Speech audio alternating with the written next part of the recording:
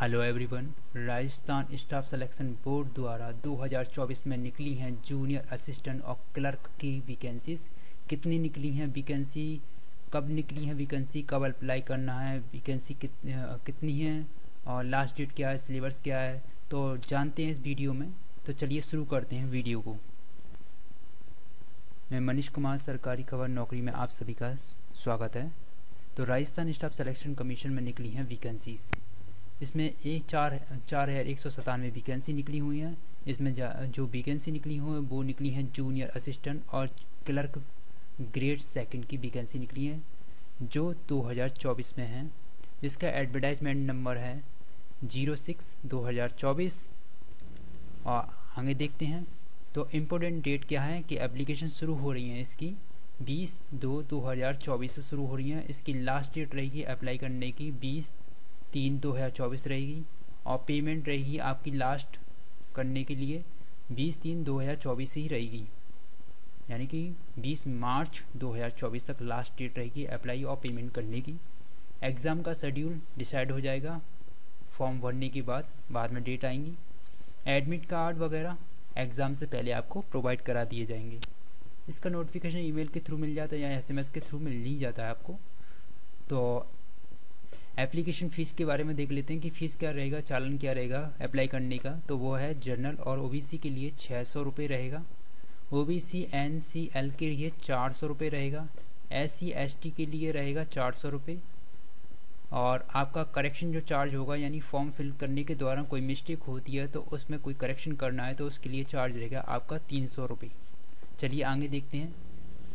As limits की बात कर रहे हैं, आयु सीमा क्या हो सकती है उसके बारे में अप्लाई करने के लिए। तो क्या है, 1/1/2025 के अनुसार मिनिमम एज होनी चाहिए 18 से लेकर मैक्सिमम एज होनी चाहिए 40 वर्ष तक।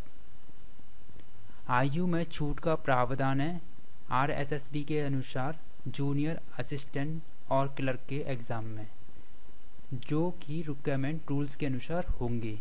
अप्लाई करने का तरीका रहेगा आपका ऑनलाइन, आप ऑनलाइन के माध्यम से इसे अप्लाई कर सकते हो। आगे देखते हैं वैकेंसी डिटेल्स के बारे में बात कर लेते हैं। क्या वैकेंसी है उसमें आपको पहले ही पता है कि 4,197 पोस्ट हैं उसमें वैकेंसी निकली हुई है टोटल्स। तो क्लर्क ग्रेड सेकंड एरिया के हिसाब से बटा हुआ है।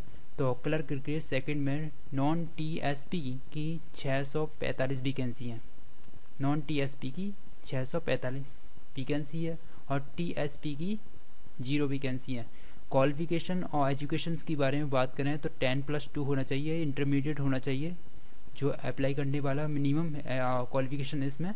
और इसके साथ साथ उसने कोई कोर्स वगैरह किया हो, जैसे कि CCC किया होना चाहिए। O लेवल का कोई कोर्स कंप्यूटर से रिलेटेड है जो courses, higher level certificate COPA DPCS और degree diploma in computer science से रिलेटेड होना चाहिए। और भी बात करें तो 10+2 विद कंप्यूटर साइंस के द्वारा सब्जेक्ट होना चाहिए, यानी 10+ के दौरान उसे कोई सब्जेक्ट लिया हो वो भी इसमें मान्यता है। Diploma in computer science and engineering हो सकती है। RSCIT कोई एक सर्टिफिकेट हो सकता है। और उसे नॉलेज होनी चाहिए देवनागरी लिपि और राजस्थानी कल्चर की। चलिए आगे चलते हैं। ये तो रही एजुकेशन और क्वालिफिकेशन किसके लिए, क्लर्क ग्रेड सेकंड के लिए। आगे देखते हैं दूसरे वाली पोस्ट के लिए। उसमें है जूनियर असिस्टेंट की वैकेंसीज हैं और इसमें नॉन TSP एरियाज़ के लिए 2,788 वैकेंसीज निकली हुई हैं और TSP के लिए 764 वैकेंसी निकली हुई हैं। एजुकेशन और क्वालिफिकेशन सेम है लगभग। 10+2 intermediate examination in recognised board, यानी कि 10+ इंटरमीडिएट होना चाहिए किसी भी बोर्ड से, भारत के किसी मान्यता प्राप्त बोर्ड से होना चाहिए। CCC सर्टिफिकेट होना चाहिए, कंप्यूटर से जुड़ा हुआ सर्टिफिकेट होना चाहिए। हायर सर्टिफिकेट होना चाहिए कंप्यूटर से रिलेटेड किसी कोर्स से। COPA कोर्सेस हैं, DPCS और डिग्री वगैरह होनी चाहिए इसके रिलेटेड हो। तो डिप्लोमा इन कंप्यूटर साइंस या डिप्लोमा इन कंप्यूटर साइंस में कोई डिप्लोमा किया हो कंप्यूटर साइंस से 10+2 में, यानी कि इंटरमीडिएट के दौरान उसने कोई कंप्यूटर कोर्स लिया हुआ उसके दौरान, तो वो भी मान्य होगा। Diploma in computer science and engineering हो या RSCIT कोई सर्टिफिकेट हो इसके से रिलेटेड, और उसे देवनागरी लिपि की जानकारी हो और राजस्थानी कल्चर की जानकारी हो। तो ये रहेंगे जूनियर असिस्टेंट के लिए, यानी कि दोनों क्लरिकल पोस्टों के लिए सेम क्वालिफिकेशन है और इसके लिए अप्लाई करने के लिए। ये तो रही क्वालिफिकेशन की बात। आगे चलते हैं, आगे देखते हैं एग्ज़ाम टाइप के बारे में बात कर ले तो एग्ज़ाम किस तरह से होगा, किस तरह से उसका प्रोसेस होगी, तो देख लेते हैं। सबसे पहले फेज़ 1 के बारे में बात करते हैं। क्वेश्चन पेपर फर्स्ट होगा जिसकी अवधि होगी 3 घंटे। 3 घंटे की पेपर की अवधि रहेगी और ड्यूरेशन, और जिसमें क्या क्या सब्जेक्ट आएंगे वो देख लेते हैं। जनरल नॉलेज आएगी आपकी, डेली साइंस एंड मैथमेटिक्स के क्वेश्चन आएंगे। सेकंड वाले सेक्शन से देखें तो इंग्लिश और जनरल हिंदी और इंग्लिश आएगी आपकी। तो डेली साइंस मतलब जो दैनिक जीवन में यूज़ करने वाली साइंस से जो रिलेटेड वाले क्वेश्चन आएंगे।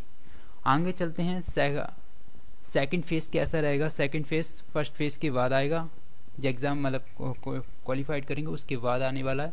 तो उसमें क्या होगा सेकंड फेज़ में कि आपकी हुई टाइपिंग होगी आपके कंप्यूटर्स में हिंदी और इंग्लिश की। तो इसमें क्या है, स्पीड टेस्ट होगा। स्पीड मतलब क्या है आपकी गति टेस्ट जिसे कहते हैं। ये होगा 10 मिनट का, 25 मार्क्स इसमें मिलेंगे, 25 नंबर मिलेंगे 10 मिनट का होगा टेस्ट इसमें। और प्रोफिशेंसी टेस्ट माने दक्षता पर टेस्टिंग होगी, इसमें क्या होगा 10 मिनट होंगे और 25 नंबर इसमें मिलेंगे। ये रहेगी आपकी हिंदी की। इसी तरह से आपकी सेम इंग्लिश की टाइपिंग होने वाली है, उसमें भी स्पीड टेस्ट होने वाला 10 मिनट में होने वाली है और इसमें मिलेंगे आपको 25 नंबर। और इसी तरह से आपकी दक्षता टेस्ट होगा आपका, जिसमें भी 10 मिनट आपको दिए जाएगा टाइम और उसमें मिलेंगे आपको 25 अंक दिए जाएंगे। तो और दूसरी बारे में बात करें तो जो कि डिसेबिलिटी परसेंट है, यानी विकलांग लोग हैं यानी कि दिव्यांग लोग हैं, उनके लिए क्या होगा कि वो पहले पेपर के अनुसार उनके नंबर दिए जाएंगे इसमें क्लरिकल वाले सेक्शन में।